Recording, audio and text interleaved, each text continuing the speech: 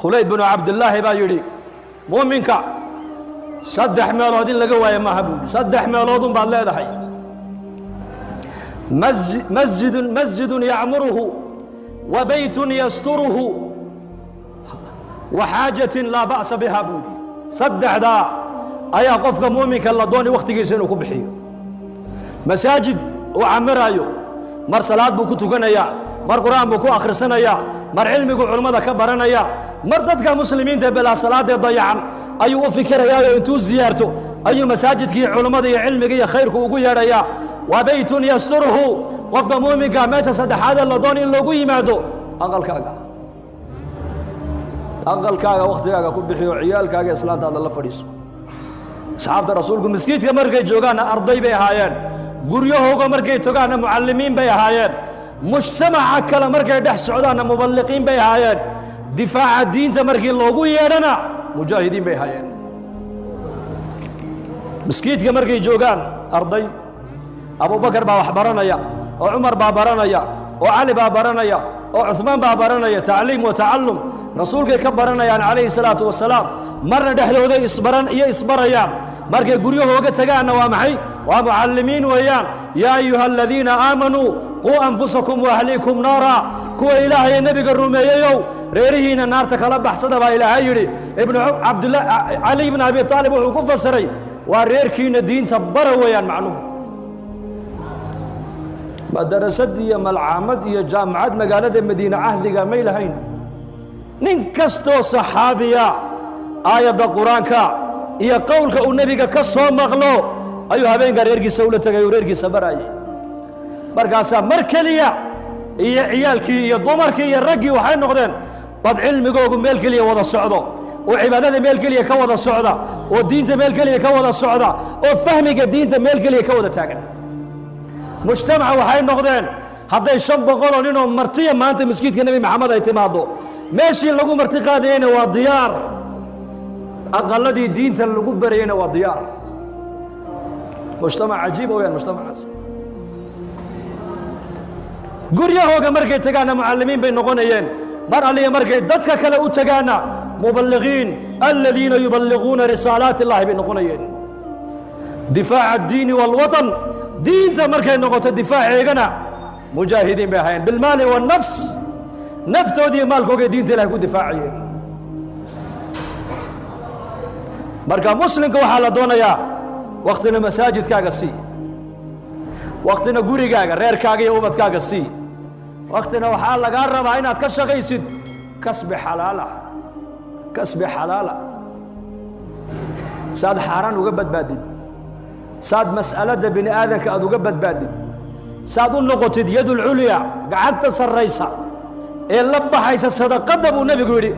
ayaa ka khayr badan tas hoosaysay dadku wax weydiisanaysa saddexdaa sifaa qofka muslimka laga doonaya saddexdaa meelood laakiin innagu soomaali haddaana dabeecaddeena ka warrama dabeecaddeena ayaa naga bedeli dad adduunka maqaaxi uun fadhiyo shaaha cabbaaya oo sheekaynaya oo waxa caalamka ka dhacay la socda soomaali un baa la hayaa maanta aan ka sheegaya baytulmaal waddannada eshiya waddan ka mida ayaa nin caalima oo madarasad haya ayaa ziyaartay luqada carabigana xabad yar buu tuuranayay markaasuu yidhi min ayna markaasaan ku yidhi min jibuuti markaasuu yidhi qariib min maka markaasaan ku yidhi ma samictu ayb soomaal qariib min maka war halkaan u sheega ardulxabasha qariib min maka maka iyo madiine iyo ciyaalkaa qur-aanka u dhigaya mooyaane caalamka waxa ka socda warba kama hayo sanadkiina waxaa laga yaabaa 50 ardaya oo xafadata kitaab illah inuu soo saaro soomaali muxuu soo saaraa bal sheeg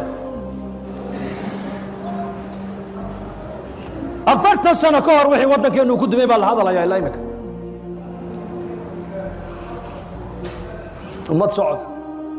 ummad socotaan nahay ummad sheekaynaysaan nahay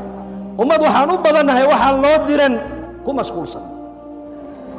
sidee markaa horumara ku gaadhaynaa war labadan indhood kugu taalla baa lagu leeyahay ilaa adduunyadaada ku eego ilaa aakhiradaada ku eego wakhtigaagana saddexdan u qaybi sideed saacadoodna waxaad ku camirtaa masaajidda sideed saacadoodna waxaad ku camirtaa reerkaaga iyo ubadkaaga iyo naftaada xaqeega sideed saacadoodna waxaad ka shaqaysaa kasbi xalaala maxaa ka tegay bali sheeg sideed saacadood masaajidka salaadii baad ku tukan waad ka soo horeyn waad ku dambayn quraan baad ku akhrisan dikri baad ku samayn xalaqadaad ka qayb gali culimmadaad dhegaysan dadka caamadee dayacan ee cid u damqanaysa cid u tegaysa aynan jirin ee weliba dhallinyarada u badan ayaad gacanta intood soo qabatay masaajidda keenay yaa ghulaam aslim ghulaam yahuudi oo nebiga u khidmaynaya calayhi salaatu wasalaam ayuu nebigu tabay awey uu bukaabaa lagu yidhi lugihiisuu ku socdo nebigu yarkeeraa uu tegey daana markaasuu nebigu u galay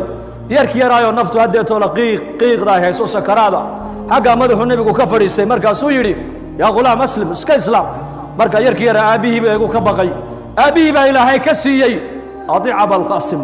abalqaasim aabba warkiisa yeel fa aslama alghulaam yarkii yaraa uu islaamay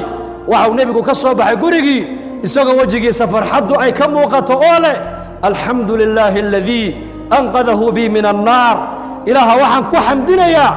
yarkaa yar sababtaydii naarta kaga badbaadiyey baa mahadle buu rasuulku yidhi yadhab ila annaas